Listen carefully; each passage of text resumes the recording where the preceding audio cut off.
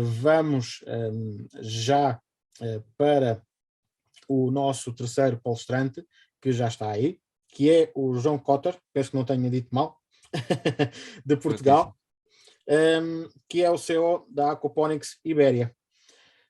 João, muito obrigado por teres aceito o convite, muito obrigado aí pela tua presença. Obrigado eu é que agradeço esta oportunidade e devo também parabenizar aqui o Paulo e todos os envolvidos neste evento, porque de facto é algo que tem grande relevância, principalmente nos dias de hoje, não é? E, pelo menos é a forma como eu vejo. Em particular, eu trago aqui o tema da aquaponia, que no fundo se enquadra no conceito da produção de alimentar, não é? E que nos dias de hoje ganha uma especial relevância. Eu não sei se todos têm essa consciência do que tem vindo a acontecer a nível da alimentação a nível global, não é? Há uma tendência para uma escassez alimentar, não só a questão do aumento de preços, como também a questão da falta de alimentos. Pronto, e talvez ainda não seja tão visível quando vamos ao supermercado, mas em algumas regiões já o é, já há de facto essa questão dessa escassez. E a nível de sobrevivencialismo, em situação todo o tipo de catástrofes, todo o tipo de situações, aquilo que importa assegurar, um dos fatores que importa assegurar é os alimentos, não é? Quando estamos a falar a longo prazo, já o armazenamento de alimentos deixa de fazer tanto sentido, quando falamos a longo prazo, mas temos que saber assegurar a capacidade de produzir esses alimentos para repô-los, não é? Ou seja, termos um espaço que nos permita produzir nós próprios esses alimentos com os nossos inputs, com os nossos meios. Portanto, uma questão de autonomia. O nosso país, ainda não há muitos anos atrás, portanto, em 1990, tinha a capacidade de gerar os seus cereais em cerca de, digamos, 60% do seu consumo de cereais era produzido internamente. Atualmente, creio que anda nos cerca de 6%, ou seja, o que é dramático. Eu vou partilhar aqui o ecrã. Dá-me só um segundo para eu te dar a autorização. Eu não sei se isto não deveria ser prática partilhar uma apresentação, mas Mas não tem problema. Ou seja, é conforme o palestrante, portanto, é à vontade. Portanto, já podes partilhar à vontade aí a tela. Ok. Eu não sei se conseguem ver. Sim. Pronto. Eu vou falar então da questão da aquaponia e, no fundo, eu vou dar aqui uma espécie de uma mini informação nesta matéria, sendo que eu peço ao Paulo que, quando eu me estiver a estender demasiado, diga, chega, já chega, já falaste mais, pronto, e eu calmo. Eu controlo o tempo, não te preocupes. Agradeço porque há aqui muita informação, isto no fundo é condensar aqui muita matéria em menos de uma hora. Portanto, vamos avançar então. Pronto, somos uma empresa que tem aqui uma série de parcerias com estas entidades todas ao longo dos anos, pronto, podem verificar no nosso site. Mas pronto, a nível de científico e não só, a nível europeu com alguns organismos. E temos reconhecimento em termos de idoneidade para a prática de investigação e desenvolvimento pela ANIN, pela Agência de Inovação, a nível do agroalimentar, da água e do ambiente.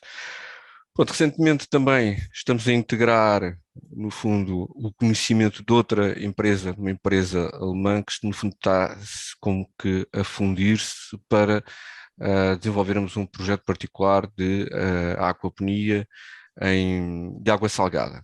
Depois, se tiverem interesse em saber um pouco sobre o conceito de aquaponia de água salgada, não é muito diferente, é peixes de água salgada e algas, digamos assim. Mas aqui o principal foco é a aquaponia em água doce. E já vamos perceber o conceito. Aqui, vendo aqui um bocadinho do que é que temos a nível global, isto também é aqui um bocadinho discutível aqui a questão do crescimento populacional. Eu já tenho aqui as minhas dúvidas relativamente à questão do crescimento populacional, porque neste momento as estatísticas que mostram é que a taxa de natalidade em Portugal é baixíssima e a mortalidade nestes últimos meses tem crescido de uma forma muito, muito significativa. Mas aqui a questão é dos recursos alimentares para fazer face a este grande quantidade de população, que dependem, muitos destes recursos para produzir alimentos dependem da água, e a agricultura aqui consome uma grande parte desta água potável disponível para o ser humano, e também o facto de muitos dos alimentos, digamos, cerca de 98% dos alimentos têm alguma forma de pesticida presente, o que também é preocupante. Na vertente do mar, na vertente do peixe, temos também alguns estudos que apontam para uma extinção dos oceanos em 2050, outros falam em 2048, e depois temos também a questão da contaminação, metais pesados, microplásticos, fibras, pesticidas, etc., e que afetam estes recursos pesqueiros. E depois o facto também da aquacultura também, da sua forma convencional, também tem a afetar o meio envolvente e provoca também perda de biodiversidade da forma como é feita.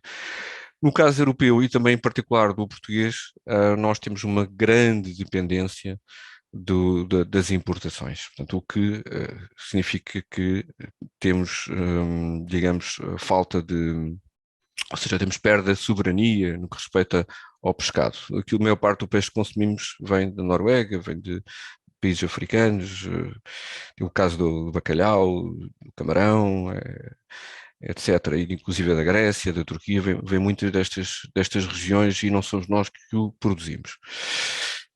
A nível da agricultura biológica também existe uma série digamos, desafios, não é? Que a questão dos elevados custos de mão de obra, os custos elevados de produção, a necessidade de recursos em termos do solo,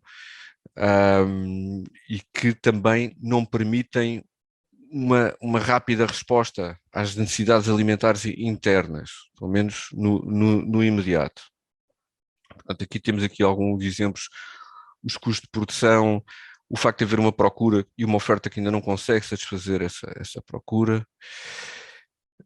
Depois temos do lado das pescas, portanto, a questão das cotas, pronto, tudo o que também já falámos, da contaminação, o consumo que é muito alto face à oferta, não é?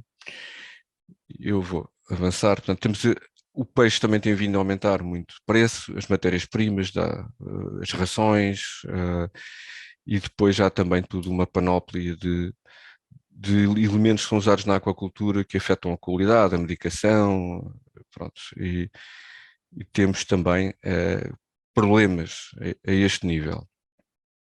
Pronto, já vimos este aspecto, estamos a perder a soberania alimentar e do lado do consumo temos um consumidor também cada vez mais exigente, que procura alimentos saudáveis, sustentáveis e produzidos localmente.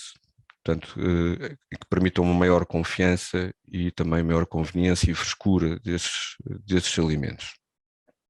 E depois há um conjunto de certificações, não é, que oferecem alguma garantia aos consumidores e com os quais os consumidores cada vez mais se identificam quando procuram estes alimentos.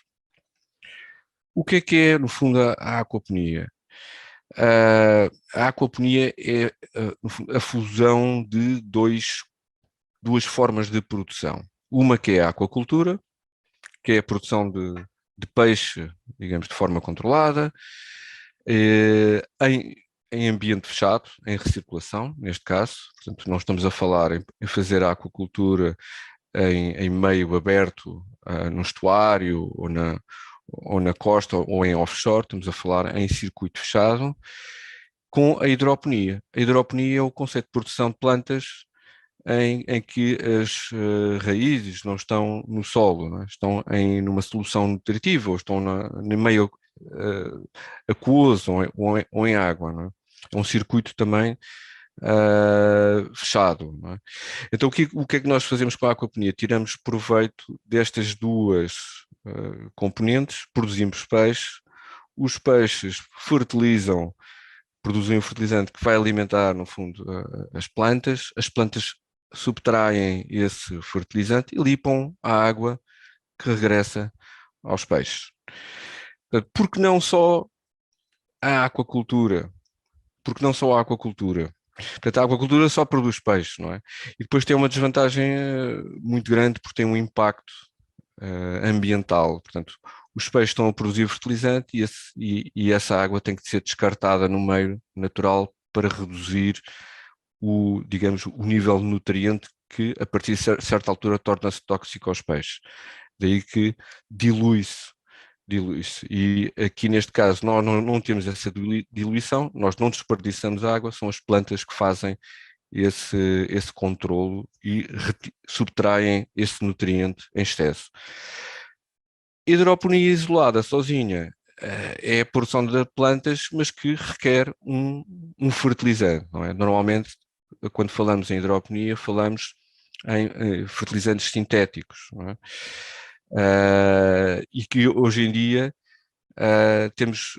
é bem sabido que digamos que o país que mais fornece fertilizante à escala global, que é a Rússia.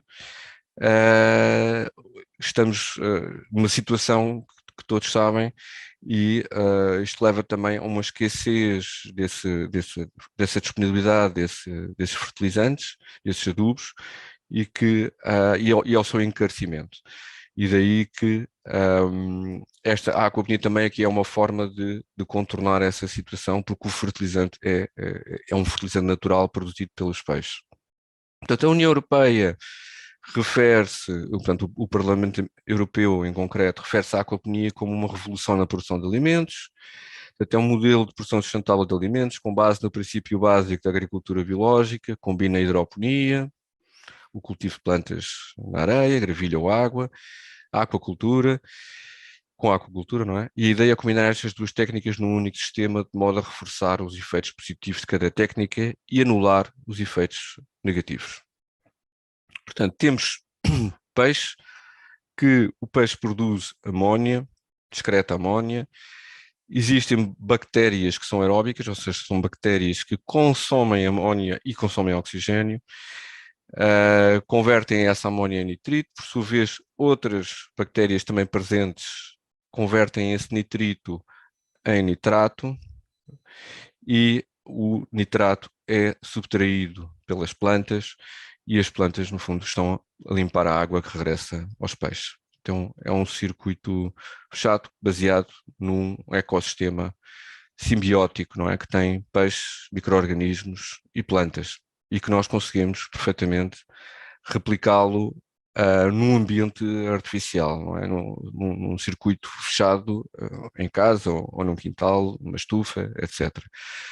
Portanto, temos um circuito fechado, temos produção simultaneamente animal e vegetal, não temos resíduos, ou digamos que os resíduos que existem aqui podem ser totalmente reaproveitados, portanto, a matéria sólida excretada pelos peixes, ou as raízes podem ser utilizadas para fazer composto orgânico, que pode ser usado para a agricultura biológica, tudo aqui é reaproveitado. Temos uma poupança de água superior a 90% face à agricultura convencional, porque aqui, como já viram, nunca deitamos água fora. Temos também um menor impacto sobre os estoques de peixe selvagem, principalmente se usarmos espécies que sejam herbívoras ou omnívoras. o que evita a necessidade de farinha de peixe, ou seja, menor pesca para produzir farinha de peixe. Não podemos usar aqui certos químicos, medicação, herbicidas e pesticidas, porque se eu usar aqui pesticidas, os peixes não ficam com muito boa saúde, não é? Se eu usar medicação nos peixes, também as plantas não ficam com muito boa saúde. Ou seja, temos que fazer um controle biológico e acaba por ser uma forma de também garantia para o consumidor, garantia de organicidade, digamos assim. Depois de fizermos isto em meio urbano, ou no nosso quintal, na nossa casa, portanto, temos aqui garantida a frescura, a proximidade, não é? Confiança e também a questão das menores emissões, ou seja, o menor transporte, digamos assim, destes alimentos.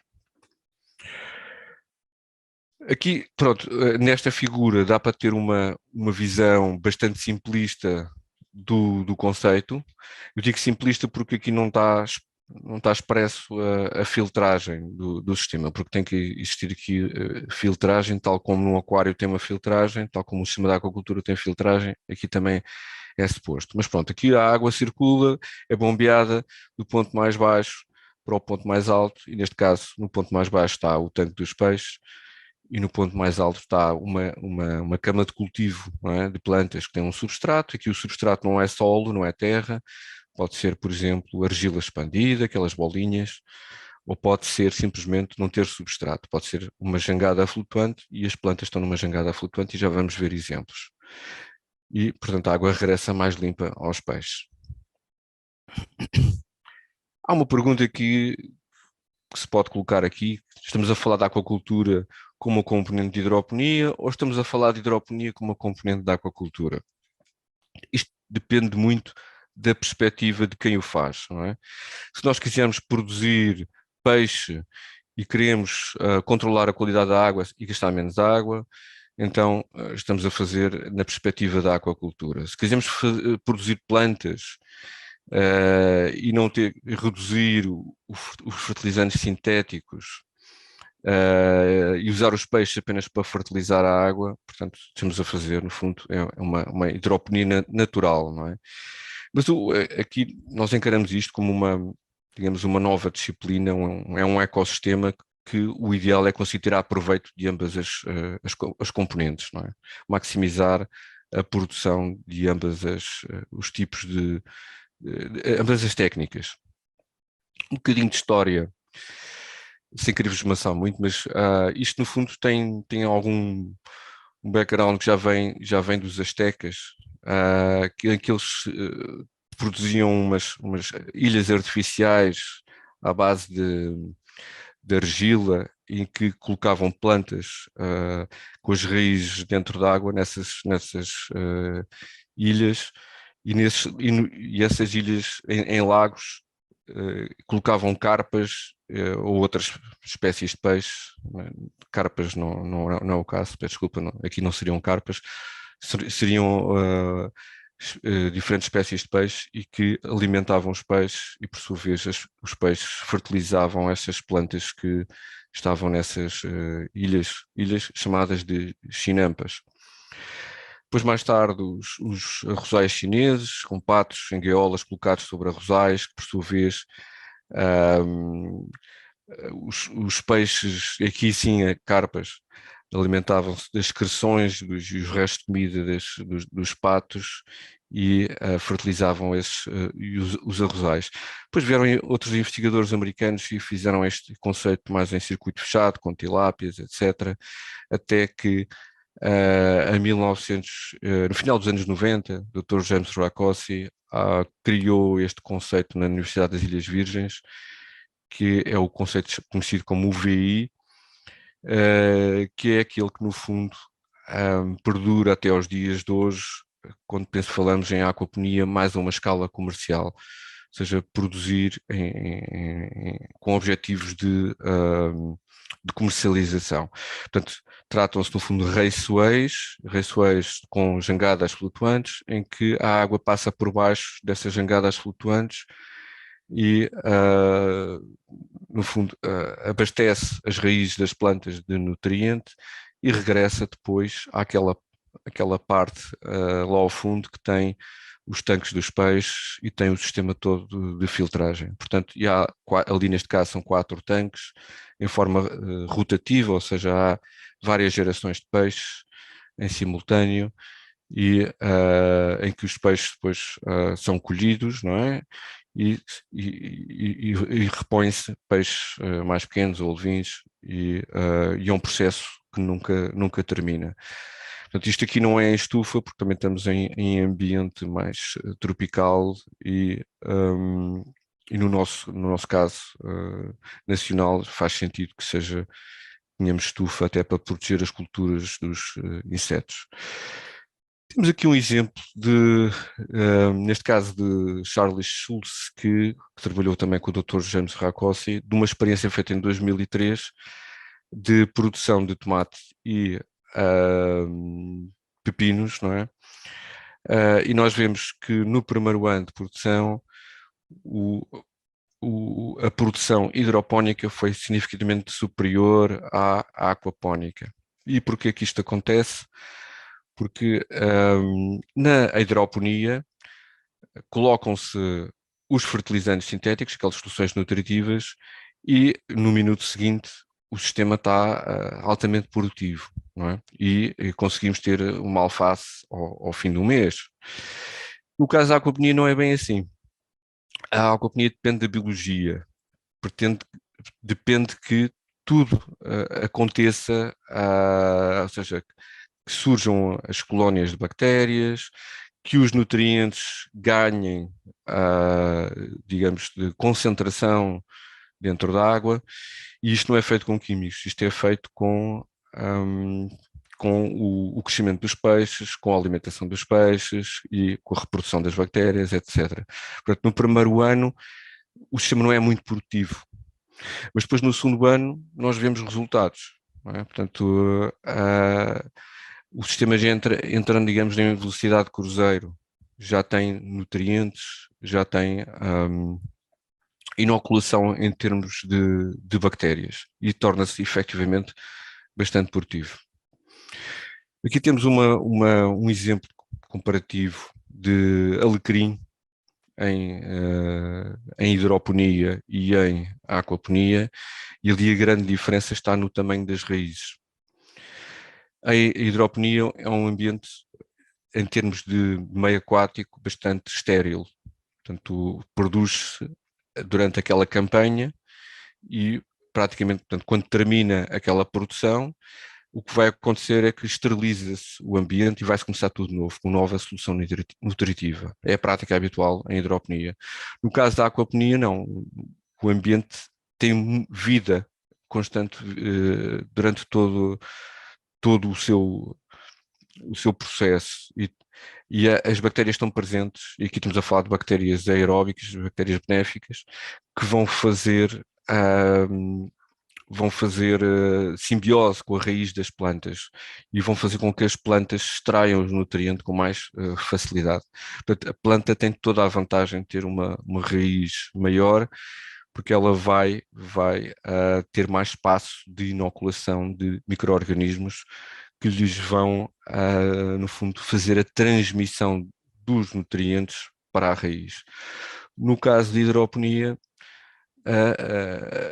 o que acontece é que tem que haver uma carga de nutrientes muito mais alta na água para que a planta consiga extrair esses nutrientes e crescer. Daí que em aquaponia nós não necessitamos de uma concentração tão grande de nutrientes quanto em hidroponia. Aqui alguns exemplos de sistemas a uma escala doméstica, portanto, um quintal. Podemos aproveitar aqueles tanques IBC, aqueles tanques quadrados de água, não é? Aqueles tanques de metro cúbico, cortar e fazer, e usar uma parte para os peixes e outra parte como se fossem bandejas de cultivo para plantas, ligar isto através de canalização e fazer um circuito fechado, não é? Que funciona bastante bem. Pronto, e podemos montar pequenas estufas, uma estufa pequena de 5 metros quadrados já consegue produzir salada de forma constante para uma pequena família. Aqui já há uma dimensão um pouco maior, já digamos que já é um formato mais comercial, mais urbano. Estamos a falar de uma coisa entre, sei lá, entre os 200 e os 500 metros quadrados, que produz localmente e abastece algumas famílias. Que pode ser uma coisa comunitária, pode ser digamos que um conjunto de famílias que se juntam e investem num sistema deste, ou num condomínio fechado, ou num bairro. E depois temos escalas verdadeiramente comerciais, coisas que podem ser de hectares, não é? Embora isto ainda seja mais puramente só hidroponia, mas já vão surgindo algumas instalações destas, mesmo de aquaponia. Nos Estados Unidos temos, por exemplo, já com 15 mil metros quadrados, por exemplo, produção de peixe e vegetais. Em termos de equipamentos, temos aquelas camas com substrato de argila expandida, portanto é um material inerte, em que serve essencialmente para fixar as raízes das plantas e que a água, já vamos ver, portanto, a água tem que, ou seja, não pode estar sempre parada no mesmo nível, tem que oscilar. Temos as camas de EWC, que são as jangadas flutuantes, como já vimos, em que as plantas são colocadas em vasinhos de rede e as raízes ficam dentro da água. Aqui temos aqui o exemplo, pronto, aqui neste caso aqui em baixo é uma placa de esferovite, mas o esferovite não é o ideal é mesmo aquele XPS, aquela placa azul que não liberta nada na água, portanto uma placa inerte que é usada normalmente para fazer isolamento térmico dentro das paredes das casas, o XPS. Temos torres verticais, temos também o NFT, que é o perfil habitualmente utilizado também em hidroponia. Eu pessoalmente não gosto muito do NFT, a não ser que estejamos a falar de plantas muito pequenas ou então numa fase inicial de crescimento. Por exemplo, uma alface em aquaponia chega a ter 1,5 metro de raiz de comprimento. E porquê? Porque lá está aquela tal questão da simbiose com as bactérias e então o que acontece em NFT é que muitas vezes acaba por entupir o interior do perfil do NFT e então a água depois não segue para a frente, volta para trás e podemos perder toda a produção. Daí que prefiro, é mais seguro as jangadas flutuantes. Nível global, temos muitos exemplos de sistemas a funcionar. Pronto, a Pentair nos Estados Unidos, que embora seja mais um provider, digamos assim, uma empresa que faz este tipo de instalações e não é, digamos, um produtor de aquaponia.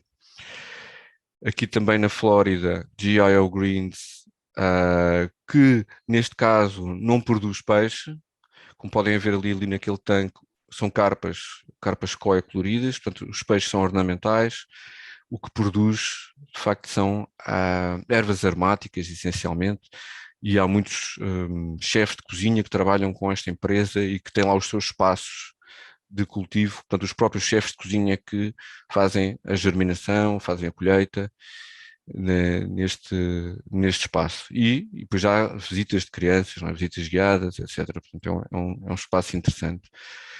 Isto em instalação fechada, isto creio que é no Milwaukee, creio, agora não recordo bem.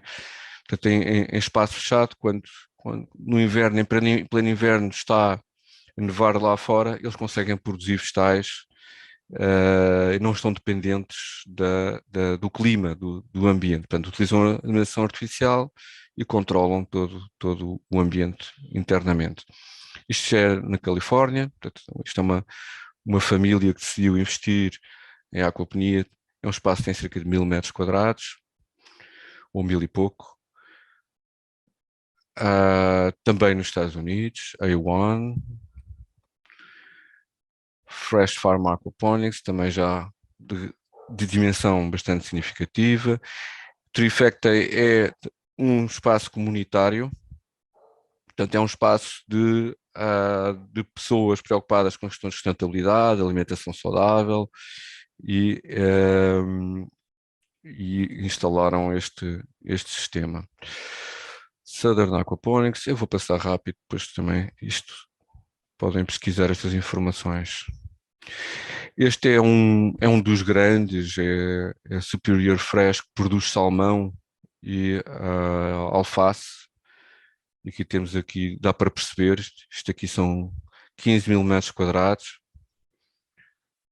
portanto, de aquaponia. Aqui estamos a falar em águas mais frias, portanto, só algumas variedades de alface é que funcionam neste caso, porque o salmão precisa de água fria. Depois temos projetos escolares já de pequena dimensão. Este aqui também vale a pena ver, se quiserem pesquisar, o School Ground é um projeto escolar, ou seja, são os próprios alunos que fazem a germinação, o cultivo e a colheita e levam cabazes de vegetais para casa. Está ali um vídeo, mas não vou-vos fazer perder tempo agora, pois podem procurar.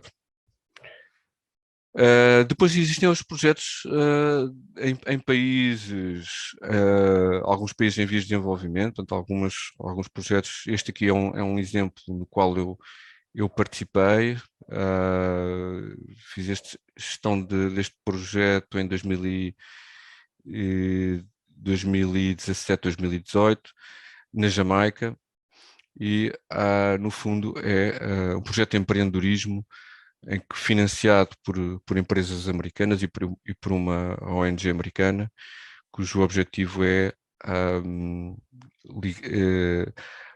criar grupos de jovens e que esses jovens tenham autonomia na produção e também na gestão do seu negócio, comercializar vegetais e peixes a supermercados e a hotéis locais e para tal recebem toda a formação e financiamento bancário para desenvolver esta atividade. Portanto, uma perspectiva um bocadinho, digamos que com muito pouca tecnologia, com algum conhecimento técnico, mas usar materiais locais e com muito pouca tecnologia, o que difere um bocadinho daquilo que é feito na Europa. Pronto, aqui está um exemplo, isto é em Londres, também em sistema fechado, é o Grow Up Urban Farms. Isto em Inglaterra, em Gloucestershire, portanto, é um senhor italiano, António Palladino, que ele é chefe de cozinha e também produz trutas e patê de truta e todo o tipo de vegetais. Em Berlim, portanto, uma antiga fábrica de cerveja com uma estufa cá fora, portanto, e vendem essencialmente para uma grande cadeia de supermercados que também há cá, que não vou dizer o nome só por uma questão de publicidade. E aqui mais perto temos a Múrcia, Tilamur, também é um bom exemplo de produção de tilápia, que é aquele peixe que está ali laranjado, e de tomate. E depois em Portugal, portanto, nós temos vindo a trabalhar já desde a fase de investigação, Faculdade de Ciências, a desenvolver alguns projetos em Torres Vedras, alguns projetos piloto, que é um exemplo de uma estufa que ainda existe em Torres Vedras, não sei como é que está neste momento. Projetos de comparativos entre hidroponia e aquaponia, com o Politécnico de Leiria. Participámos de uma ação COSTE a nível europeu, que nos permitiu também conhecer muito do que é feito nos países na Europa e muitos dos problemas que a aquaponia tem. Aqui alguns exemplos de instalações que temos vindo a fazer pelo país. E vou avançar. Isto é as nossas instalações que utilizamos para dar formação e fazer também experiências a nível de novas espécies, novos equipamentos. Portanto, é um laboratório que temos em Torres Vedras. Aqui está, portanto, é uma antiga escola. Esta é uma instalação que qualquer um de vocês pode visitar. O acesso é público, é gratuito, e é no Centro de Educação Ambiental de Torres Vedras, em que está lá este pequeno sistema de aquaponia e daquilo que pretenderem depois replicar a nível doméstico. Este aqui é um bom exemplo que podem ver como é que de perto, não é? Visitar e ver de perto como é que funciona e como é que poderão fazer algo semelhante em pequena escala. A Centro de Educação Ambiental fica no Parque Verde da Várzea, no centro de Torres Vedras. Depois temos vindo a dar formação ao longo destes anos e se estiverem interessados, poderemos ver as próximas datas. Há um projeto que temos para desenvolver em Portugal, que é o Fish and Greens. Este é um projeto que, no fundo, viria dar aqui, digamos, um aumento de autonomia na produção de peixe e de vegetais, se fosse implementado e depois replicado em várias cidades, não é? Poderão ver em fishandgreens.eu. É um projeto que por cada unidade teria capacidade de produzir 120 toneladas por ano de peixe e 400 toneladas de diversos tipos de vegetais, neste formato de aquaponia, daria contributos para os SDGs e iria fornecer, no fundo, aquelas entidades, nomeadamente as escolas do Concelho de Torres Vedras e das Cantinas. Pronto, aqui são 9.000 metros quadrados e localizado também em Torres Vedras, e conseguiria abastecer esta região. Um investimento que tinha que ser revisto agora, porque isto, com a inflação, estes 3,6 milhões de euros se calhar não serão bem assim. Depois temos outro projeto, como já vimos, que eu já falei por alto, de água salgada, produção de peixe e algas. Mas agora entrando aqui na questão mais técnica do conceito de aquaponia. Já vimos que é uma relação simbiótica entre peixes, micro-organismos e plantas, em que não temos que, ou seja, não são só necessariamente para peixes, portanto estamos a falar de animais aquáticos de sangue frio, não é? Peixes, crustáceos, répteis, podem ser inclusive tartarugas, embora o objetivo não seja para consumo, não é? Podem ser camarões, por exemplo. Temos outra componente que é dos micro-organismos, e estamos a falar aqui em concreto no filtro biológico, e temos a componente das plantas. O que é que os peixes necessitam? Portanto, os peixes necessitam, em termos de necessidades, de água limpa, não é? Necessitam de oxigênio, necessitam de uma temperatura adequada à espécie que estamos a produzir, não é? Necessitam de alimento, como é lógico, uma adequada amplitude em termos de pH e de energia, porque a energia, no fundo, é o que faz oxigenar a água, faz movimentar a água do sistema. Em termos de outputs dos peixes, eles produzem CO2 na água, e isso tem consequências. Eles produzem amónia e amónio, e depois produzem outros nutrientes e sais que têm a ver com o seu metabolismo, ou seja, nós estamos a colocar alimento, eles vão excretar não só os restos de alimento, mas outras coisas para a água. E isto é importante, como já vamos ver, estes nutrientes. E depois estamos a produzir, no fundo, temos output de peixe ou crustáceos. Não é? A nível do sistema dos micro-organismos, nós temos umas bactérias que fazem, e as bactérias aqui são aeróbicas, ou seja, elas necessitam de oxigênio para funcionar, tal como os peixes, não é? Porque há bactérias que não necessitam, mas não são estas. Necessitam também de uma temperatura adequada, elas consomem a amónia que vem dos peixes, ok? Que a amónia é tóxica, mas para as bactérias é o que elas necessitam e consomem. E, por sua vez, elas curiosamente, estas bactérias, estas nitrosomonas, produzem água, produzem íons de hidrogênio, e já vamos perceber porque é que isto é importante, e produzem nitrito. As outras bactérias que vivem juntamente com estas, as nitrobacter, consomem também oxigênio, consomem água, necessitam também de uma temperatura adequada, consomem o nitrito produzido pelas outras e vão gerar também íons de hidrogênio e nitrato. Portanto, aqui temos como os subprodutos finais deste processo, que é o nitrato, não é? Que é muito menos tóxico do que a amónia, portanto é mais tolerado pelos peixes, ao contrário da amónia, que é extremamente tóxica. Portanto, as bactérias fazem aqui uma simbiose com os peixes, têm uma função, é reduzir a toxicidade deste composto açetado, que é a amónia, convertendo-o em outro composto açetado, que é o nitrato. Depois, o facto de termos íons de hidrogênio a serem aumentados dentro do sistema faz com que o pH vá reduzindo ao longo do tempo. Portanto, quem trabalha com aquaponia ou quem trabalha com um aquário de peixes, que tem um filtro biológico, tem bactérias também, ou quem trabalha com aquacultura sabe que ao fim de algum tempo vai notar, quando vai medir o pH, ele está mais baixo do que o que estava inicialmente.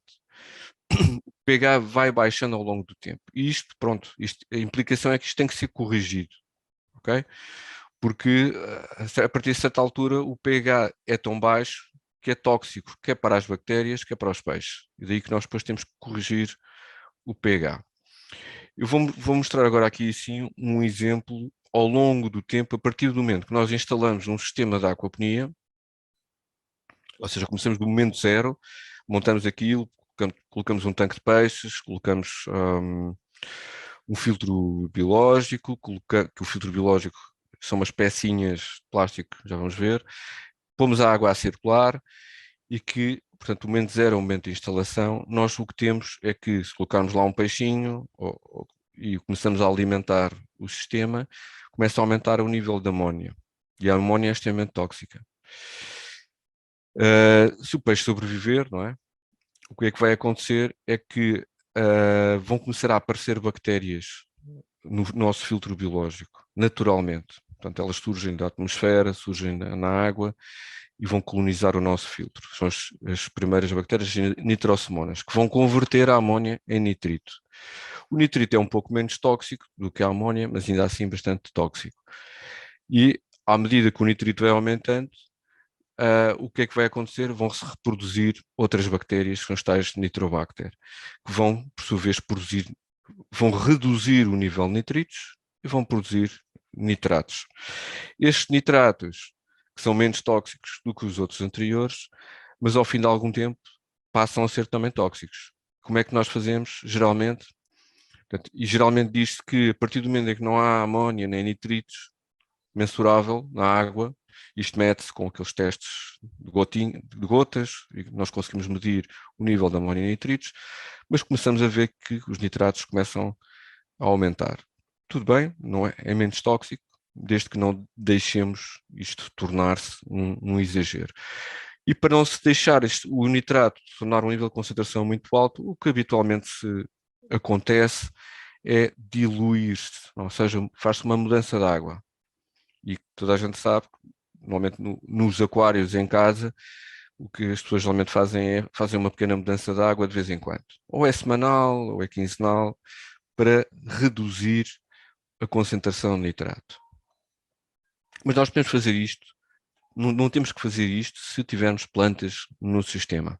Ou seja, se tivermos um determinado nível de quantidade de plantas, de biomassa de plantas, elas vão consumir esse excesso de nitrato, e se tivermos um equilíbrio entre quantidade de plantas e peixes, ou seja, a quantidade de alimento que estamos a colocar aos peixes, nós conseguimos ter ali digamos, uma estabilidade em termos de nitrato, em que não necessitamos de fazer mudanças de água.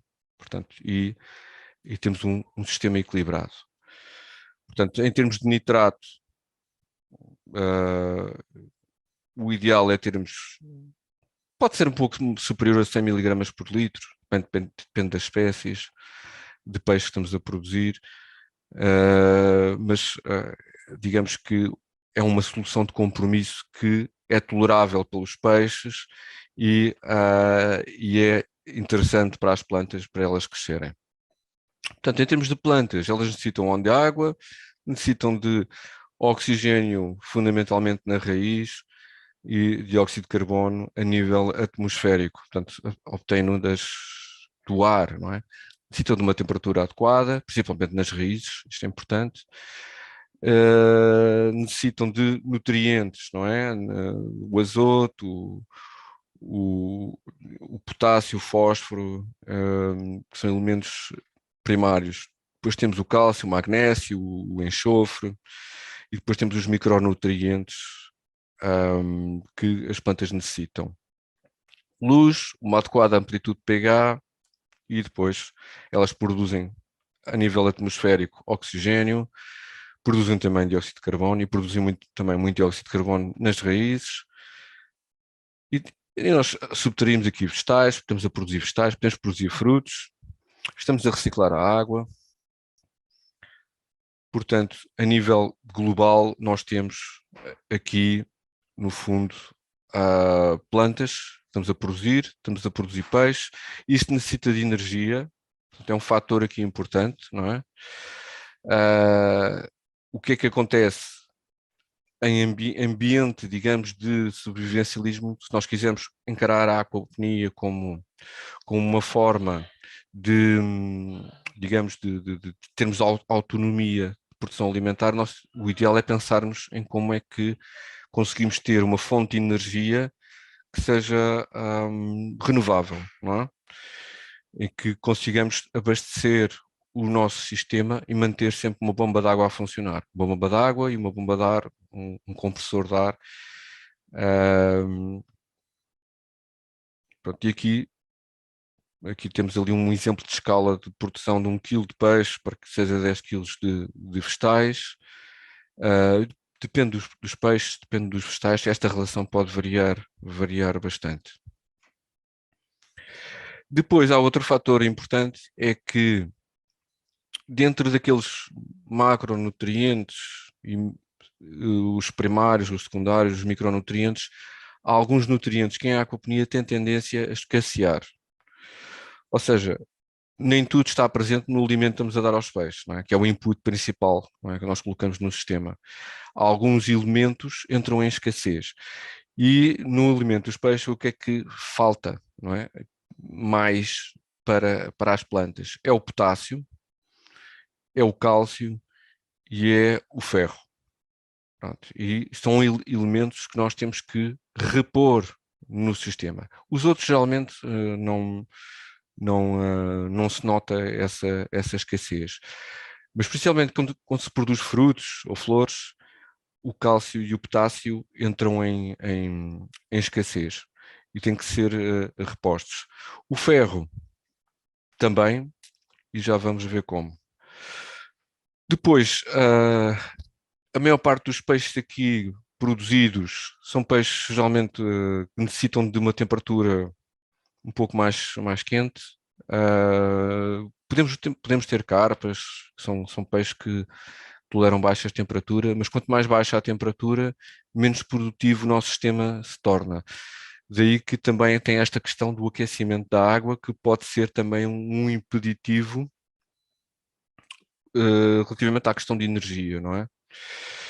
Talvez uma opção boa, se queremos apostar numa aquaponia que garanta um período de falta de energia, por exemplo, seja apostar numa espécie que não dependa de água quente, não é? Como o caso da carpa ou a chegã, por exemplo, que são bons exemplos.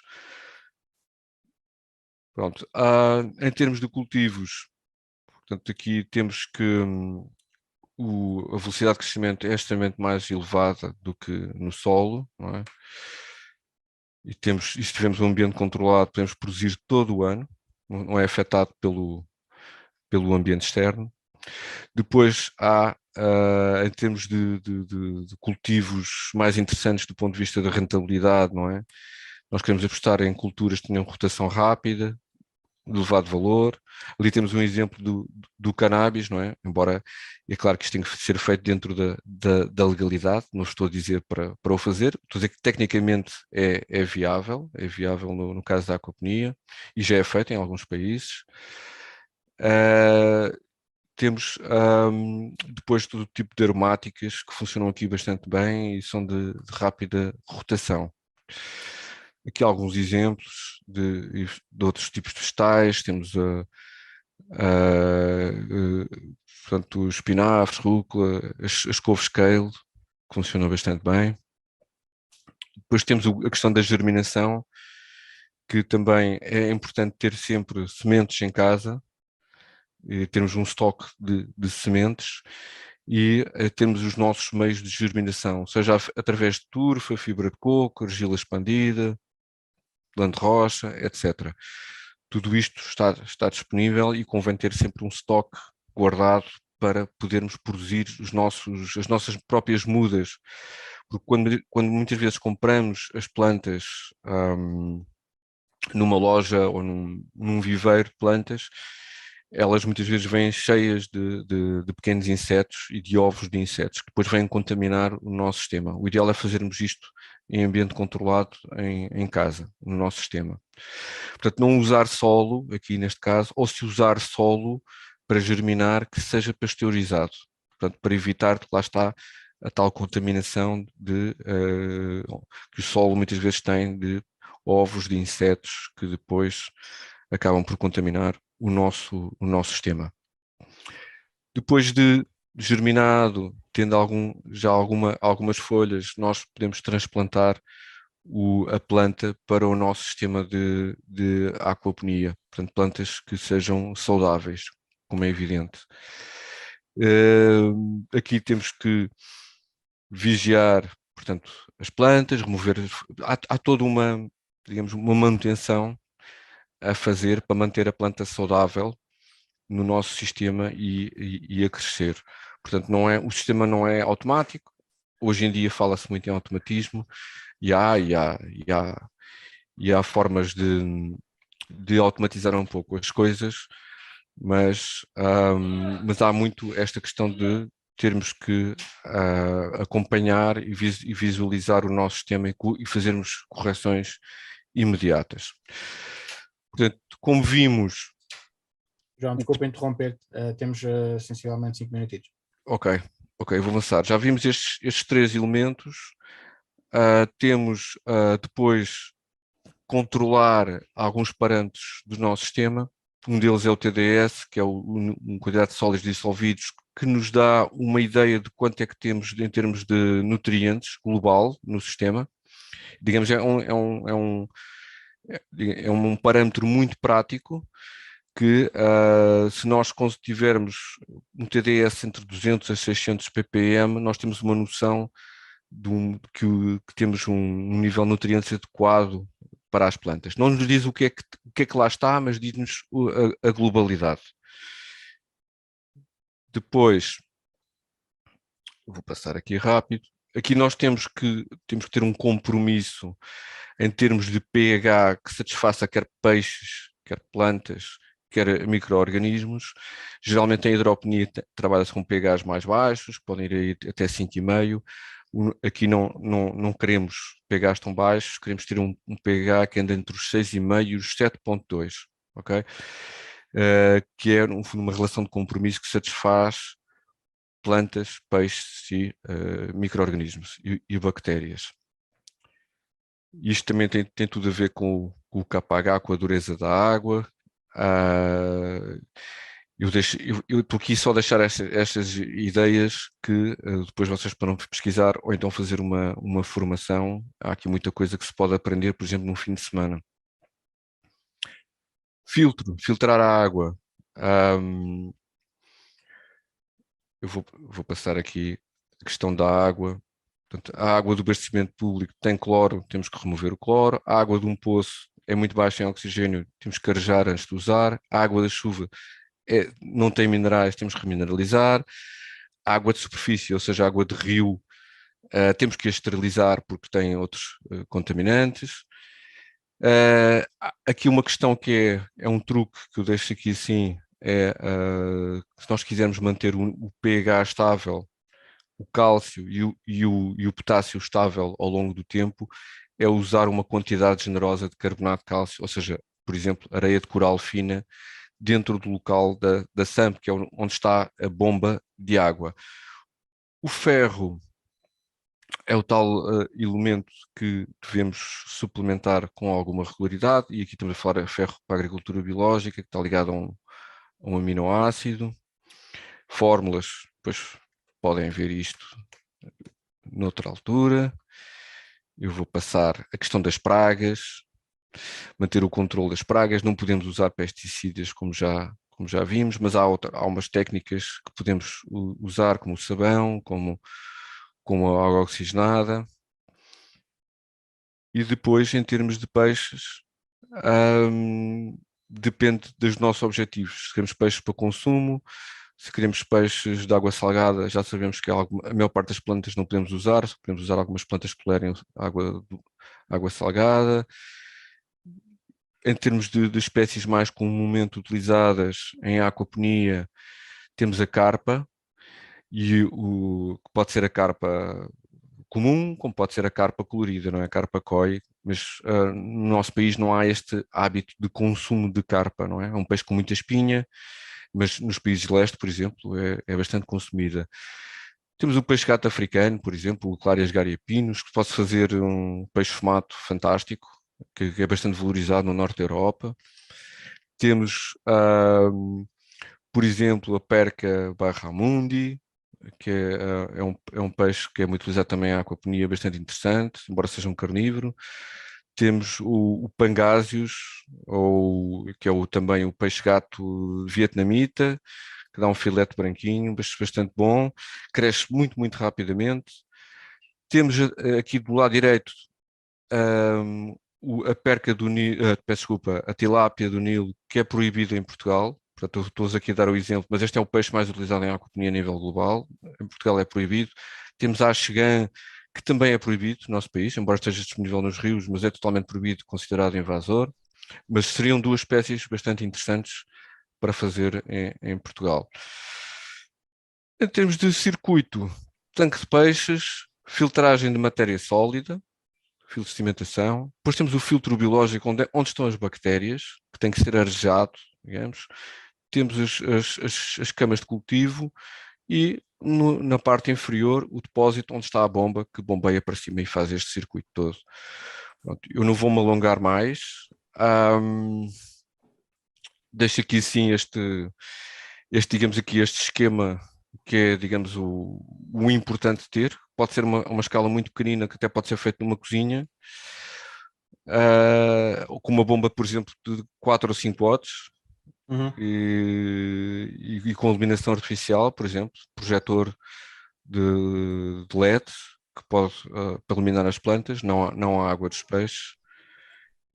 E deixo aqui a dica, eu vou parar de partilhar.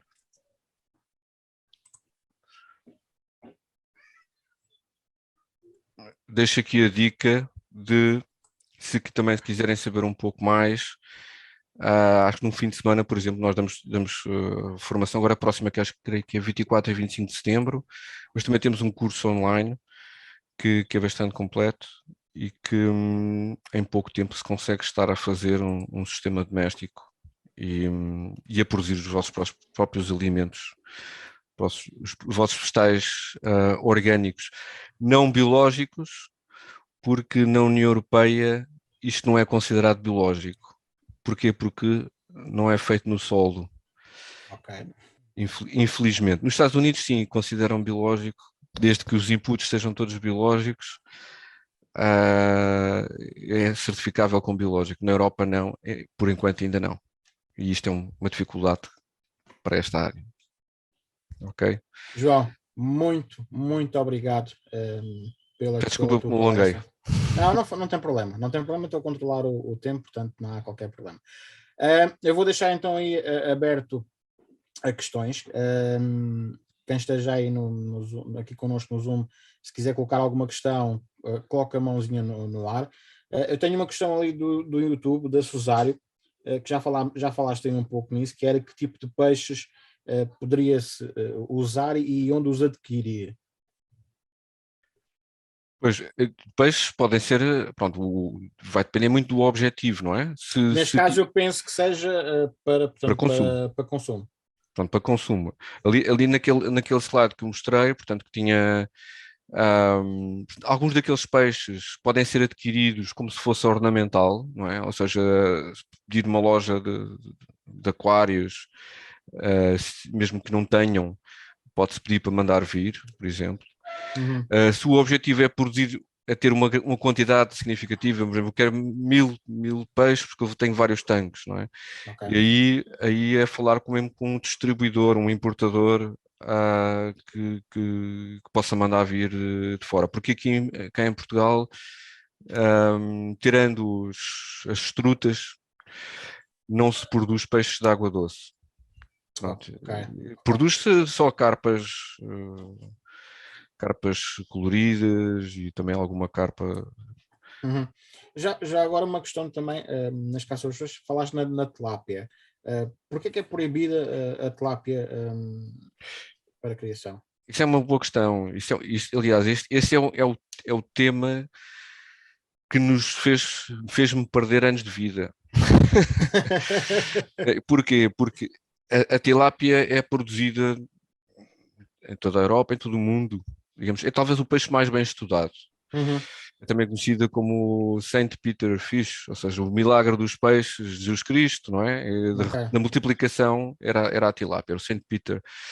É um peixe que se reproduz muito facilmente, ou seja, conseguimos reproduzir em cativeiro. É um peixe que cresce rápido, é um peixe que é saboroso, pronto, é um peixe que conseguimos ter a saber quase a dourada, digamos, de mar, Uhum. depois do abate, não, antes do abate, colocá-lo em água salgada, por exemplo, é um peixe que tolera bem água salgada. Agora, aqui a questão é que em Portugal é considerado uma espécie invasora. Ok. O porquê que é considerado invasora? Portanto, o medo é que ele se propague nos rios, nos lagos e que seja oportunista e que Uhum. destrua a biodiversidade local.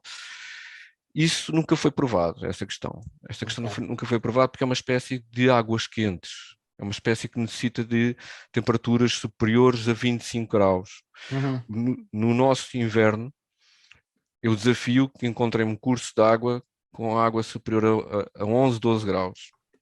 Ok. Portanto, a espécie não sobrevive no inverno. Mesmo que se reproduzisse em determinadas lagoas ou em determinados cursos de água, ribeiras algarvias, durante o verão, no inverno não sobreviveria. Portanto, ele precisa de temperatura de 25 graus para se reproduzir. Ok. Para se Ok. reproduzir. Tanto que não há nos nossos rios. Não há em Espanha. Em Espanha é produzido e não há em meio natural. Ok. Pois ou seja, faz pensar porque é que lá fora não há essa proibição e cá há. Faz-nos pensar um pouco. É pensarmos, em termos de mercado, o que é que representa a ameaça de haver tilápia para os importadores de peixes e Exatamente. para os produtores nacionais. Eu acho que é mais por aí e não pela questão, pela outra questão. O Exato. Meira, o Meira colocou aqui uma última questão, portanto, saber se é possível criar um ambiente em que os peixes estejam em contacto com as raízes das plantas apenas usando uma bomba de oxigenação sem usar uma filtragem. Quando nós queremos ter, pronto, quando nós queremos ter no mesmo meio, ou seja, no mesmo recipiente, digamos assim, no mesmo tanque, as jangadas flutuantes, por exemplo, com as plantas e os peixes por baixo, temos dois problemas. O primeiro é que temos que ter peixe carnívoro. Porquê? Ok. Porque nem as tilápias, porque a tilápia é um peixe omnívoro, é um peixe que essencialmente come plantas, algas e plantas. E a carpa também. O que acontece é que nós já fizemos isso, e já fiz isso algumas vezes, e o que acontece é que os peixes, basicamente, o que fazem a barba às plantas. Portanto, rapam as raízes todas. Isto numa noite, num dia para o outro. Num dia para o outro. Eles comem as raízes todas. E daí que ou temos peixes mais carnívoros, neste caso a Chegan dava para fazer isso, por exemplo, que é um peixe 100% carnívoro.